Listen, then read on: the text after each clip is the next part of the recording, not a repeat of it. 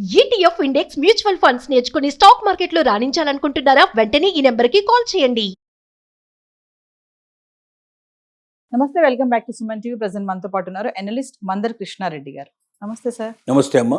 Sir, బంగారం rates ఒక రోజుకి చాలా తేడా వచ్చేస్తుంది. అంటే 500 పెరగడము, లేదంటే 20 రూపాయలు తగ్గడము. అంటే పెరిగినా తగ్గినా ఆడవాళ్ళు అనేవాళ్ళు కొనడం అయితే ఆపరు అనుకోండి. మరి 1,30,000 అయితే దాటేసింది బంగారం ధర. మళ్ళీ ఒక్కసారి అంటే మళ్ళీ పెరిగే ఛాన్సెస్ ఉన్నాయంటారా? చాలా మంది నిపుణులు ఏంటంటే 60,000 పడిపోద్ది, 70,000 పడిపోద్ది అని చెప్తున్నారు. ఆ ఛాన్సెస్ ఏమైనా ఉన్నాయంటారా? బంగారు ధర ఫ్లక్చువేషన్ చాలా ఎక్కువ జరుగుతూ ఉంది. ఈ వారం 15 రోజులు మనం 2 రోజులు గమనిస్తే కొద్దిగా పెరగడం, కొద్ది తగ్గడం, పెరగడం, ఇలాగే అక్కడక్కడే దోబూచులాడుతుంది. 120 నుంచి మొదలు పెడితే 130 మధ్యలో ఎక్కువగా ఇది నడుస్తూ ఉంది. మ్యాక్సిమం కొద్దిగా పెరిగి మళ్ళీ తగ్గడమే జరుగుతుంది తప్ప ఫ్లక్చువేషన్స్ ఉంటాయి తప్ప బ్రహ్మాండంగా తగ్గేటువంటి, బ్రహ్మాండంగా పెరిగే అవకాశాలు అయితే సూచనలు కనబడలేదు ప్రజెంట్గా. ఎందుకంటే మార్కెట్ అంతా కూడా ఫ్లక్చువేషన్స్ పెద్దగా లేవు, కొంచెం స్థిరమైన పరిస్థితులు కనబడుతున్నాయి. కాబట్టి ఈ రేట్లలో పెద్దగా తేడాలు రాకపోవచ్చు అనేది ఊహన. అయితే కొంతమంది నిపుణులు చెప్పేది ఏమిటంటే అమెరికన్ లోపల రెపో రేట్లు తగ్గుతున్నాయి కాబట్టి ఆటోమేటిక్గా అక్కడ బంగారం బ్యాంకులో పెట్టుకునేటువంటి డబ్బు చాలామంది పెట్టుకోకుండా బంగారం మీద నిల్వ చేస్తే బంగారం రేటు పెరిగే అవకాశాలు ఉంటాయనేది కొంతమంది ఆలోచన. కానీ ఒకవేళ తగ్గితే మళ్ళీ వెంటనే దాన్ని ఒక 15 రోజులు పెరిగితే మళ్ళీ 15 రోజులు పెంచే అవకాశాలు కూడా ఉంటాయి. 1 మంత్ 2 మంత్స్ లోపల 3 మంత్స్లో డిసిషన్స్ మారిపోతూ ఉంటాయి. కాబట్టి ఏ ఒక్క సంఘటన మీద ఆధారపడి మనం బంగారం 100% పెరుగుతుందో మనం చెప్పలేం. అలాగే తగ్గడానికి కూడా పాసిబిలిటీస్ ఉన్నాయి అనేది మరొక వాదన. ఈ 2 వాదనల మీద నడుస్తున్నాయి.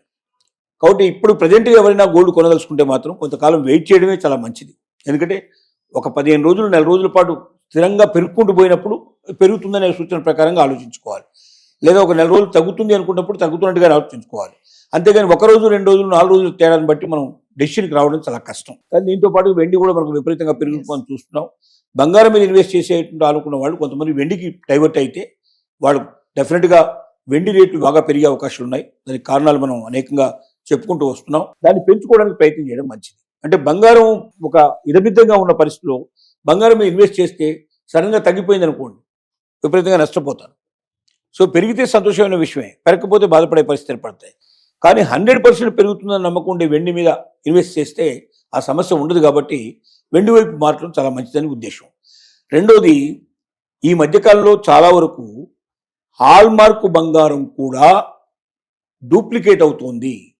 అంటే ఒరిజినల్ హాల్మార్క్ కాదు పెట్టేది, హాల్మార్క్ను కూడా వాళ్ళు కాపీగా చేసి హాల్మార్క్ ఒరిజినల్ కాకుండా నిజమైన 24 క్యారెట్స్ బంగారం కాకుండా 22 క్యారెట్స్ బంగారం కాకుండా తక్కువ విలువ ఉండేటువంటి బంగారాన్ని హాల్మార్క్గా చూపించేందుకు ప్రయత్నం చేస్తున్నారు. ఎక్కువ కల్తీ అయిన దాన్ని హాల్మార్క్గా చూపించే ప్రయత్నం చేస్తున్నారు. హాల్మార్క్ అంటే 100% గ్యారెంటీ ఉండేదానికి హాల్మార్క్ అంటారు. హాల్మార్క్ కొంతమందికి మాత్రమే గవర్నమెంట్ ప్రత్యేకంగా వాళ్ళకి లైసెన్స్ ఇస్తుంది. ఆ లైసెన్స్ ఇచ్చే వాళ్ళు ఇచ్చినటువంటి హాల్మార్క్లో ఏమైనా తేడా వస్తే వాళ్ళు జవాబుదారీ అవుతారు.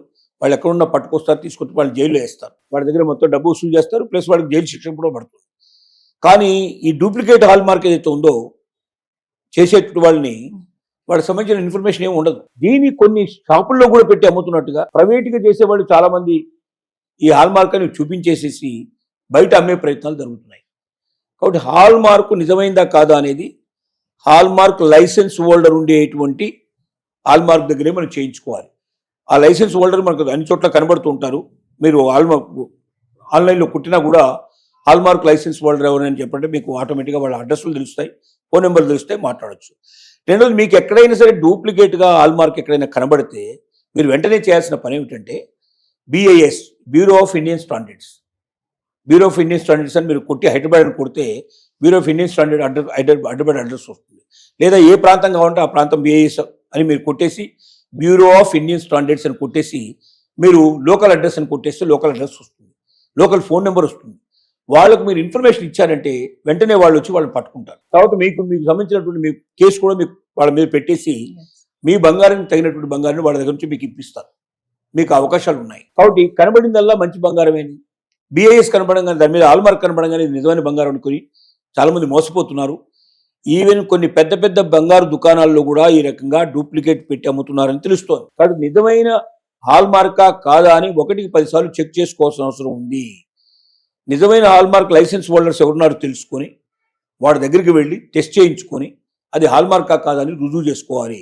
హాల్మార్క్ కాదని తెలిస్తే వెంటనే మీరు బిఐఎస్ వాళ్ళకి ఇన్ఫర్మేషన్ ఇచ్చేసి కేసు ఫైల్ చేసుకుంటే మీ సొమ్ము మీకు భద్రంగా వచ్చేట్టుగా ఏర్పాటు అవుతుంది.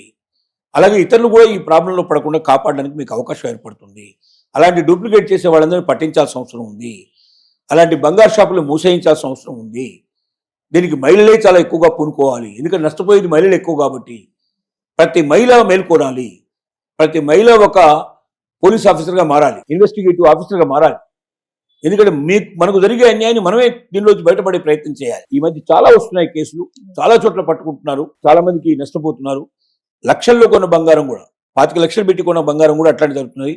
కొన్ని బ్యాంకుల్లో కూడా ఈ డూప్లికేట్ హాల్ మార్క్ ఉండే నగలు తీసుకెళ్లి కుదువ పెట్టేసి డబ్బు తీసుకొని పరారైపోయిన కేసు. కాబట్టి బ్యాంకర్స్ కూడా చాలా జాగ్రత్త పడాల్సిన అవసరం ఉంది. హాల్ మార్క్ ఉండగానే గుడ్డిగా నమ్మొద్దు. బంగారం టెస్ట్ చేసుకునే వాళ్ళ దగ్గర ఉంటాయి, సాధనాలు ఉంటాయి వాళ్ళ దగ్గర. అది ఒరిజినల్ బంగారం కాదా అని చెప్పే సాధనాలు ఉంటాయి. ఆ సాధనాల ద్వారా ఒరిజినల్ బంగారం కాదని తెలుసుకున్న తర్వాతనే వాళ్ళు దాన్ని పెట్టుకోవాలి తప్ప డూప్లికేట్ పెట్టుకోవడం వల్ల ఏమవుతుందంటే బ్యాంకులు నష్టపోతాయి. బ్యాంకులు నష్టపోతే ఏమవుతాయంటే బ్యాంకులో కస్టమర్స్ అందరూ నష్టపోతారు. రేపు భవిష్యత్తులో బ్యాంకు దివాలా తీసి బ్యాంక్ బైక్ ఎట్టిపోతే 5 లక్షల కన్నా ఎక్కువ ఇన్సూరెన్స్ రాదు, మిగతాదంతా పోగొట్టుకునే అవకాశం ఉంటుంది. కాబట్టి బ్యాంకు మనది, దాన్ని కాపాడుకోవాల్సిన బాధ్యత కూడా మనకు ఉంది. కాబట్టి ప్రతి మహిళ తెలివైన పక్కగా ఉండి హాల్ మార్కులో జరిగేట్లు మోసాలను కనిపెట్టాలి. మనం డూప్లికేట్ హాల్ మార్క్ వస్తే వెంటనే పట్టుకోవాలి. ఒరిజినల్ హాల్ మార్క్ కోట దగ్గరికి వెళ్ళాలి, దాన్ని తెలుసుకోవాలి. బిఐఎస్కు కంప్యూటర్ ఇవ్వాలనేది తప్పనిసరిగా చేయాలని మనం వినతి. సో ఇంకా మరికొంతమంది మహిళలు చూసుకుంటే బంగారం ధర పెరిగిపోతుంది కదా, 1,30,000 దాటేసింది. కొంచెం రోల్డ్ గోల్డ్ వైపు కూడా వెళ్తున్నారు లేడీస్, అంటే 14 క్యారెట్స్ 18 క్యారెట్స్ వైపు కూడా వెళ్తున్నారు. అంటే అది వెళ్ళడం తప్పేం లేదు. నేను ఏమంటున్నానంటే 24 క్యారెట్స్ కొనలేము మనం, 22 క్యారెట్స్కి వచ్చాం. 22 క్యారెట్స్ కాదు, 18 క్యారెట్స్కి వచ్చాం. 8 క్యారెట్స్ కూడా దొరికే అవకాశం ఉంది మార్కెట్లో. ఏది దొరికినా హాల్ మార్కే తీసుకోవాలి. మనం చెప్పేది ఏంటంటే 8 క్యారెట్స్ తీసుకున్నా, 15 తీసుకున్నా, లేదా 18 తీసుకున్నా, లేదా 22 తీసుకున్నా, 24 తీసుకున్నా, ఏ క్యారెట్ బంగారం మీరు తీసుకున్నా అది హాల్ మార్క్ కంపల్సరీగా ఉండాలి. 2 గ్రాముల కన్నా ఎక్కువ బంగారం ఉంటే హాల్ మార్క్ కంపల్సరీగా ఉంటుంది. 2 గ్రాముల కన్నా ఎక్కువ బంగారం ఉన్నప్పుడు కంపల్సరీగా ఆడుకోవడానికి ఉండాలి. కాబట్టి హాల్ మార్క్ లేని ఆభరణాలు మీరు తీసుకోవద్దు. అది ఒరిజినల్ కాదని మీరు టెస్ట్ చేయించుకోవచ్చు. ఈవెన్ స్వచ్ఛమైన బంగారం తీసుకున్నా మీరు అది ఒరిజినల్ కాదని మీరు తెలుసుకోవడానికి మీకు అవకాశాలు ఉన్నాయి. హాల్ మార్క్ ఎవరైతే ఉన్నదో వాళ్ళ దగ్గరికి తీసుకెళ్తే వాళ్ళు లైసెన్స్ హోల్డర్స్ తెలియజేస్తారు. 100 మంది లైసెన్స్ ఇచ్చారు, హాల్ మార్క్ లైసెన్స్ ఇచ్చారు. హాల్ మార్క్ లైసెన్స్ హోల్డర్ అయితే తప్పు చేస్తే వెంటనే అతను శిక్ష చేయడానికి మనకు అవకాశాలు ఉంటాయి. ఇక్కడ అతను పూర్తి డీటెయిల్స్ ఉంటాయి, అతను పట్టుకోవడం చాలా ఈజీ అవుతుంది. ప్రపంచంలో ఎక్కడ వెళ్ళినా వాటిని పట్టుకొచ్చేసి తీసుకొచ్చి అతనికి శిక్ష వేసే అవకాశాలు ఉంటాయి. అది లేని వాళ్ళ దగ్గరికి పోవడం చాలా కష్టం అవుతుంది. ఈ విషయాలు మనం జాగ్రత్త పడి, మీరు ఏ క్యారెట్ కొన్నా పర్లేదు కానీ ఆ క్యారెట్కి హాల్ మార్క్ కంపల్సరీగా ఉండాలి. ఒరిజినల్ హాల్ మార్క్ కావాలి. అదొకటి మీరు జాగ్రత్త పడమని మనం వాళ్ళకి సలహా ఇస్తున్నాం. Thank you.